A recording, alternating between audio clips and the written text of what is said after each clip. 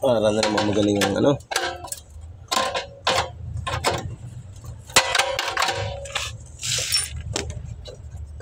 Ay.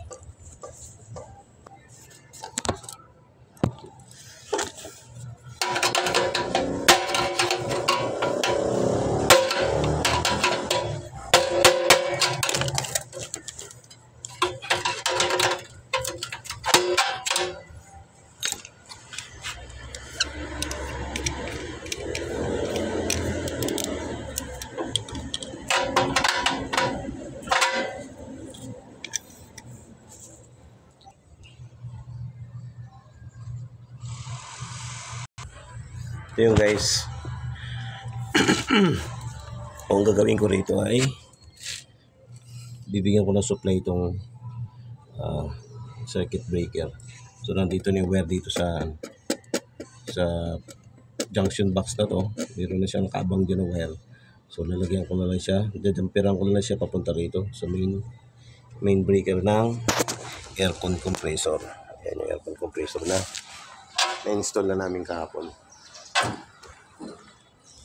So maganda itong anong to, supply na ito kasi gawa ng yung unit ng compressor ay may sariling breaker dito sa labas. And then may breaker pa dun sa main panel niya dito sa may loob.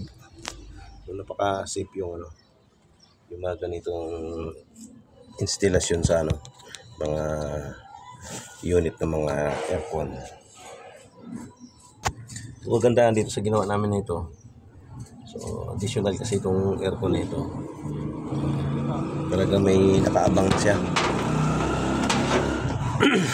May nakaabang na mga wire dito sa may junction box, sa may square box, kaya di na kami nahirapan na maggawa ng linya. Ay, yung green din na pasama. So yung lagi ko sinasabi sa mga ganito, talagang kahit anong di talaga maiwasan na may mga gumagawa ng mali sa electrical sa paglilinya. Dahil dito mapansin nyo, yung abang nilang linya wala na namang grounding. So ibig sabihin, yung mga ganito kaliit na project o yung mga contractor na gumagawa rito, budol na naman, kickback na naman. Dahil yung mga ganitong kalaking mga bahay ay mayroon yung mga design na may mga lahat ng linya ay mayroong grounding wire. Lalagyan dapat ang grounding. So dun sa design nito, hindi pwedeng walang ano yan sa electrical plan, hindi pwedeng walang grounding. Pero pagdating nila dito sa actual, hindi nila nilagyan ng grounding. So, ibig sabihin walang inspector na nag-check sa mga linya kung nilagyan ba nila ng grounding o hindi. So ibig sabihin kurakot na naman, kinurakot na naman nila yung grounding wire. Kumita na naman yung kontraktor. So yun guys, talagang totoo yun. Hindi lang sa mga gobyerno nagkakaroon ng mga kurakot. Kahit sa mga maliliit na project, may mga kurakot. Hindi sinusunod yung standard.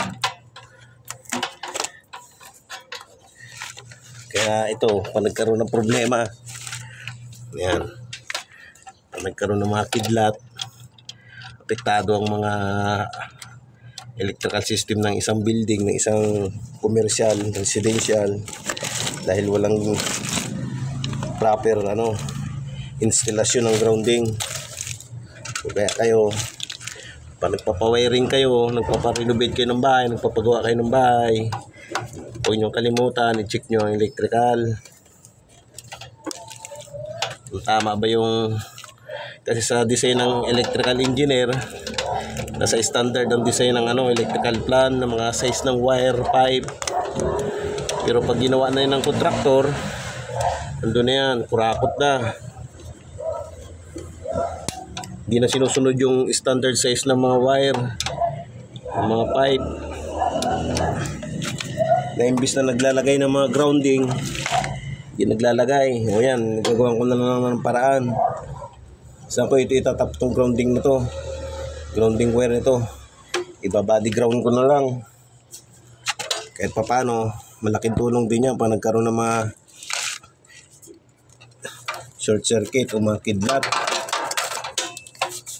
Yan na mga diskarte. Yun, ilagay ko na yung ano, jumper na yan. O mag-i-splice na lang ako. Splice na lang yung gagawin natin dito. Wala naman itong problema. Importante dito ay marunong yung nag-i-splice.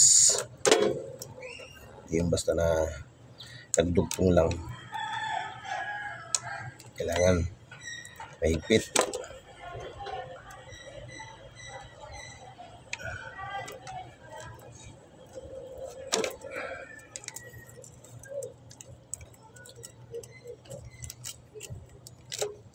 Yung mga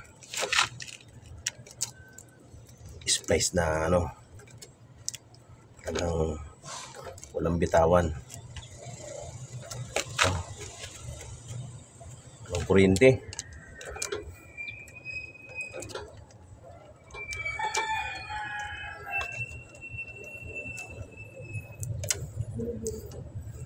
Kung mamaya makakapag-testing na rin pagdating ng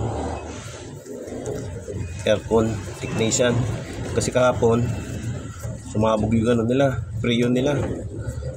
Naputukan sila ng isang ano, pagdugtong nila sa copper tube.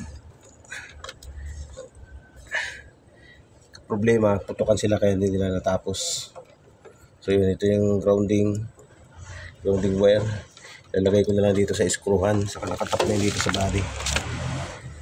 Hay nako,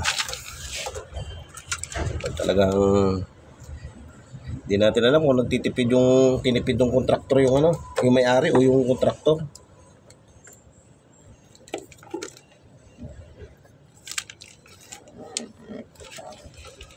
Ano mangyayari yan? Lagay natin dito sa body na dapat talaga may itong proper grounding, kasi malaki itong bahay, kahit maliit yan, basta importante meron siyang grounding protection para sa mga appliances natin. Karoon ng short circuit, yung mga excess na wire, babato niya yun sa grounding, punta sa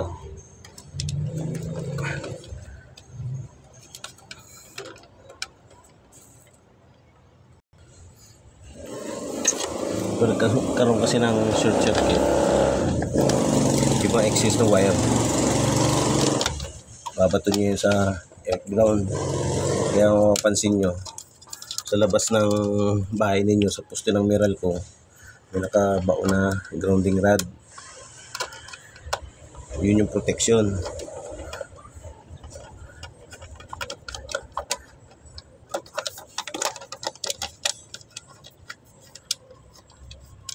Lalo pag may mga kidlat, malaking bagay ang grounding.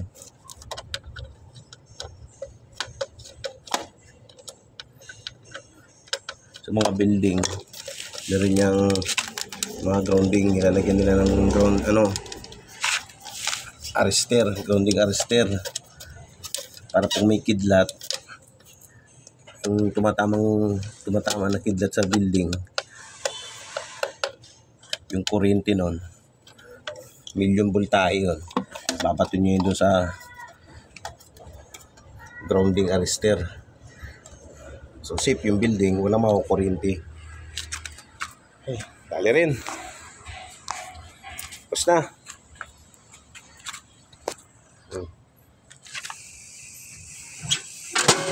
Tingin na lang yan mamaya.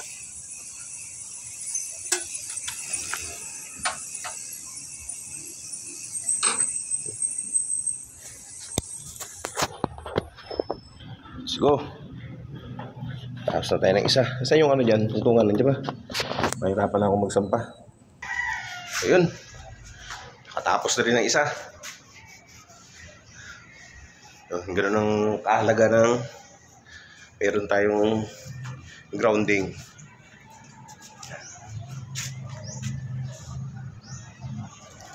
Babay na muna tayo. Babay. Bagong ano na naman gawa.